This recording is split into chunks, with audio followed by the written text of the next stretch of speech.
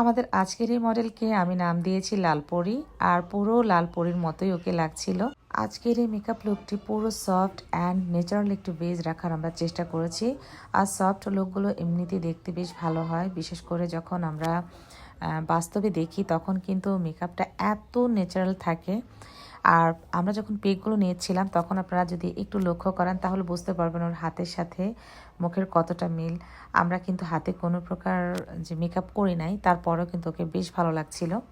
আর এখন একটা সময় মেকআপ মানেই হচ্ছে যে একদম লাউড মেকআপ ছিল, এখন কিন্তু সে জিনিসটা একদমই নাই। এখন সবাই ন্যাচারাল ওয়েতেই কিন্তু বেস মেকআপ খোঁজে, তারপর ন্যাচারালভাবে মেকআপটা করতে চায়।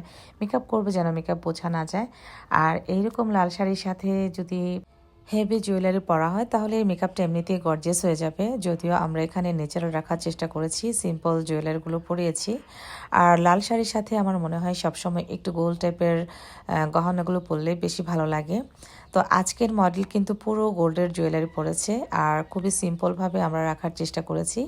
আর এই লুকগুলোই কিন্তু এখন বিশেষ করে মডেলরাই করে, কারণ মডেলদের জন্য আমরা যে মেকআপগুলো চুজ করি সেখানে অনেক পরিমাণ লাউড মেকআপ কিন্তু আমরা কখনোই করি না, কারণ আউটফিট আর অর্নামেন্টসের কারণে লুকটা এমনিতেই অনেকটাই ফুটে ওঠে। তো যাই হোক, আমাদের আজকের এই লুকটা কেমন হয়েছে অবশ্যই জানাতে ভুলবেন না। তো আজকে এই পর্যন্তই, আল্লাহ হাফিজ।